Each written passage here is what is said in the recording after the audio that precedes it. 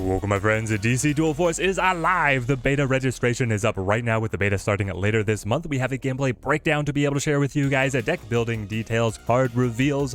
Everything we know is going to be showcased here in this video. Let's get to it.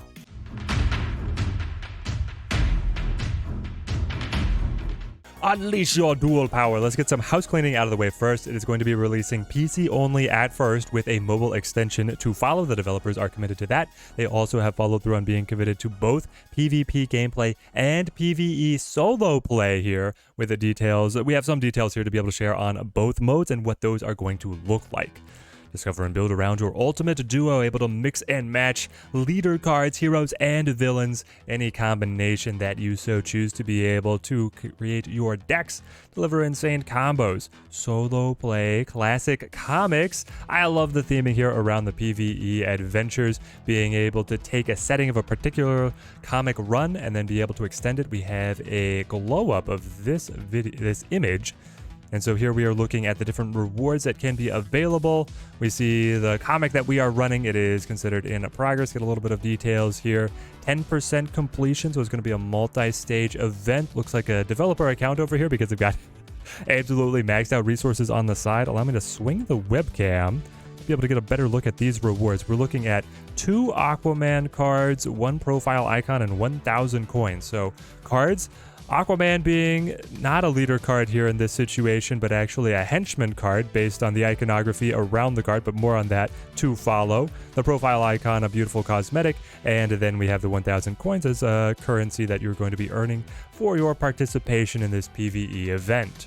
Back on the main page, with access to all the great comics of DC's history, DC Dual Force can deliver amazing custom card backs and other cosmetics that allow you to show off your favorite superheroes and supervillains in style. I love this. The more monetization that is built around cosmetics, the better for me. I feel like there will certainly be some kind of monetization around card progression as well, but the more that they can funnel their revenue streams into cosmetics, that generally means that the play experience is better for players of all different entry points, depending on what kind of budget you have for the game. This art looks fantastic. So these are card backs.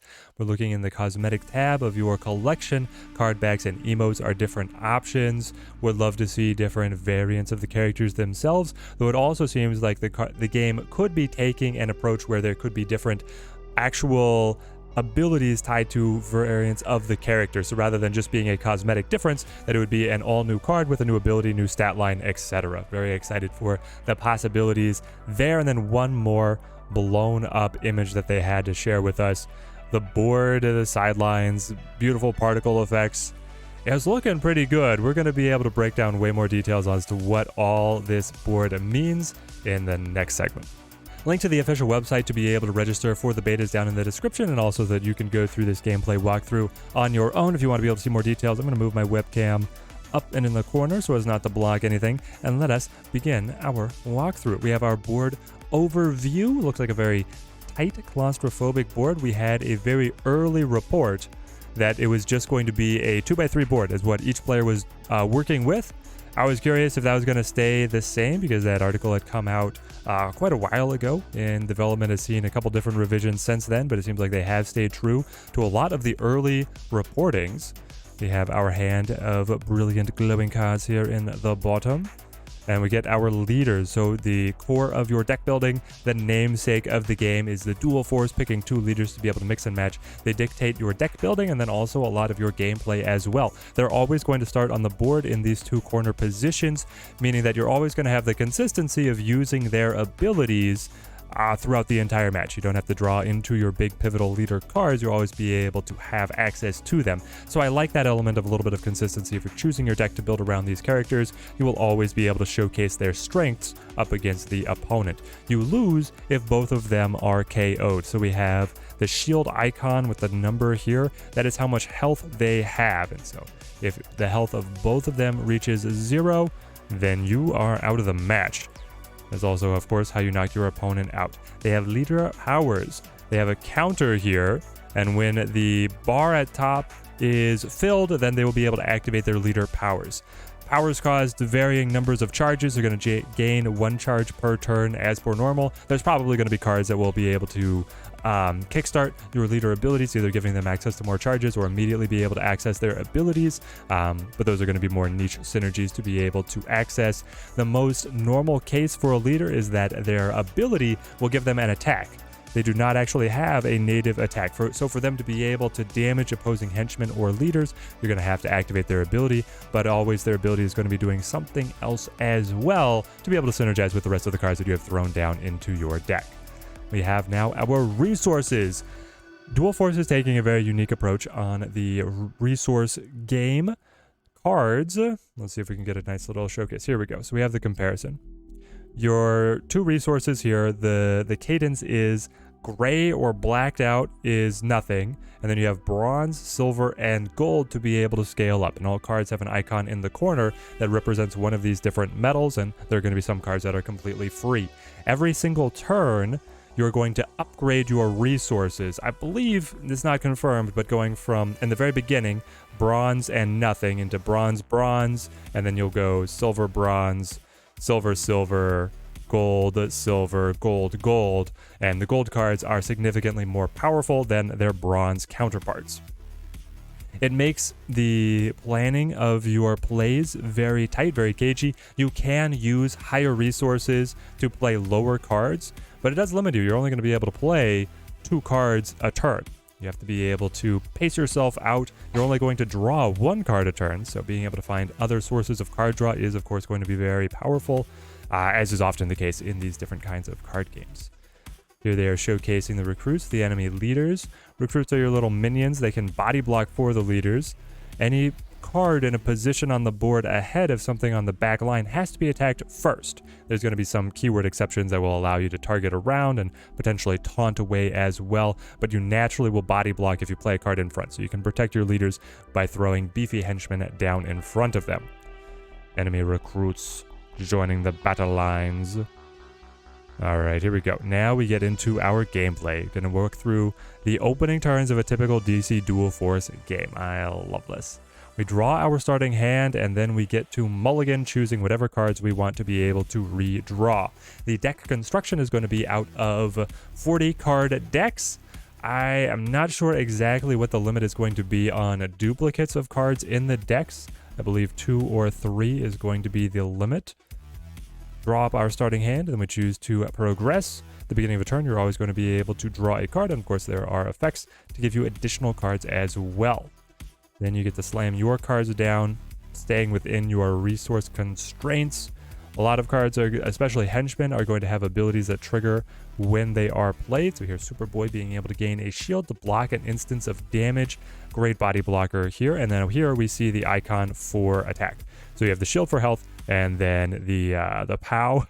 It's the comic book POW, right? That's what they're styling it after for attack. So all the henchmen will naturally have both, but the leaders are only gaining the attack on triggering their abilities.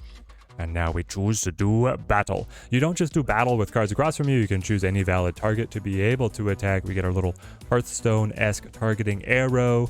Clear indicator here of who is making the attack. Cards will do damage to each other simultaneously, so you can knock out your own card. You could be sacrificing cards. You could be trying to use the big bully cards to be able to ping off the opponent's little henchmen. Activating the leader powers. I love the abilities. Wonder Woman, time to shine. And of course their abilities are naturally going to have a lot of strong synergies with other cards that you're able to include in your deck. Then you choose to end your turn. Things hand over to your opponent. They're saying try to predict what the opponent could be running. What I find very interesting here is we get a couple extra details on the board here.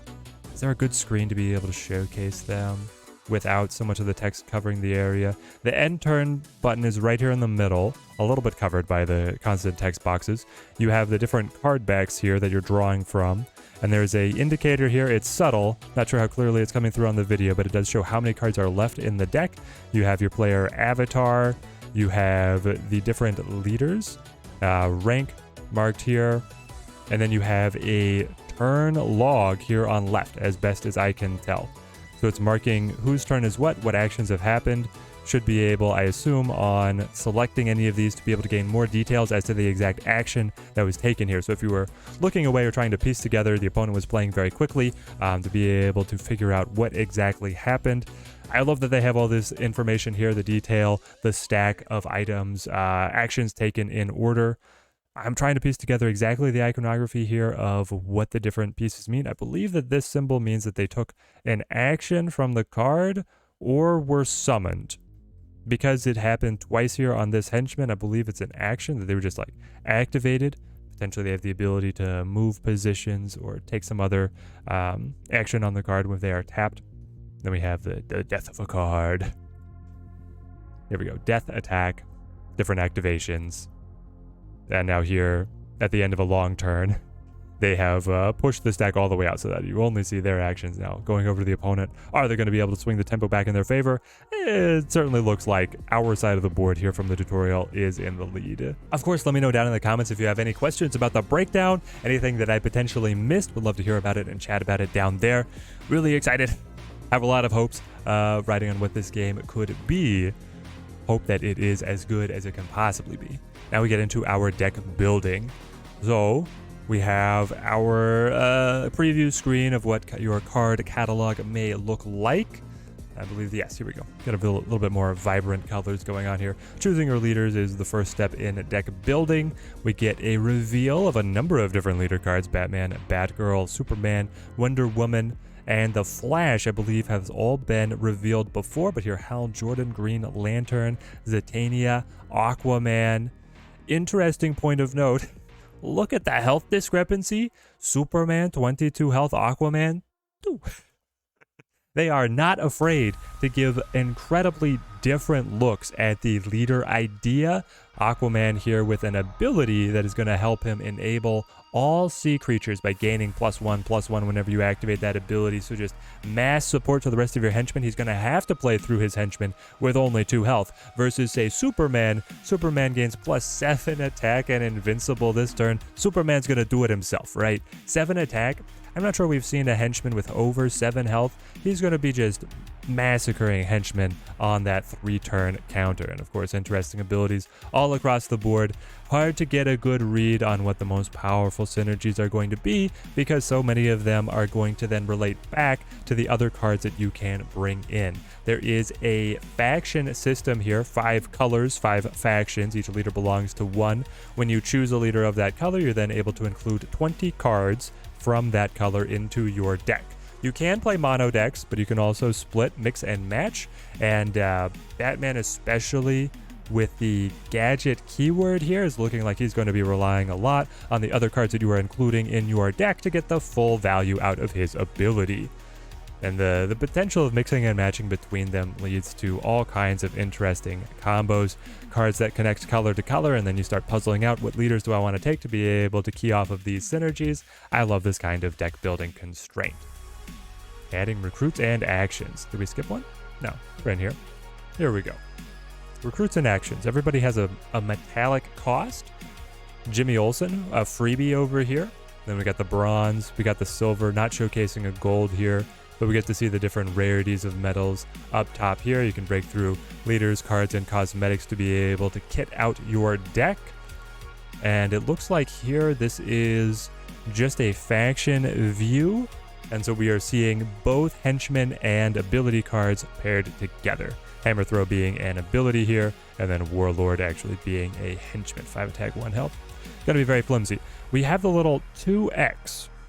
Now, if we go back on the leader screen, we had 9x on Superman and 9x on Batman. So I'm interested to see if this is representing... Can we go back one more? Yes, those icons were not there in the initial screen. So prior to choosing the leader, those icons were not there. And then you select it and suddenly they appear here. I'm believing that they're using the same account. It has the exact same resources in the corner and they're walking us through deck building process. So my prediction is that this is not actually indicating owning 9 copies of Superman. It's indicating how many more cards of his faction you can add to the deck or have added to the deck to be able to balance out your deck building. Then if we go down here, the 2x gives you an idea of the free space left in your deck as to what you're including, or the cap of how many you can include. That's why I'm thinking that you can have 2 copies of every single card, depending on what you want to specialize your deck to be able to accomplish. Just to our resource curve, we have the full breakdown here, so you get to see the curve of your cards. I love the customization options. It seems very transparent as to show you what is in your deck if you really like to dig into the stats and trying to completely optimize your list. It seems like it's giving you the tools to be able to analyze and then come out with the winning formula. Playing and editing. Now it's time to go out on the streets, register for the beta, show the devs that there is interest in this game, and stay tuned to the channel right here. As soon as we get gameplay to showcase, you know we're going to be diving in. What are your thoughts and impressions of the game? You're going to have to let me know in the comments down below. I read all of those. Love chatting everything about these videos down there. I think it's looking pretty good. The board has a certain polish. The effects look like they pop.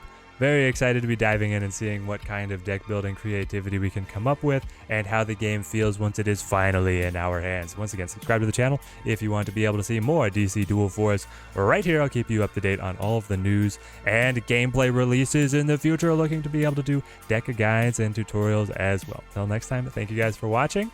Have a good one.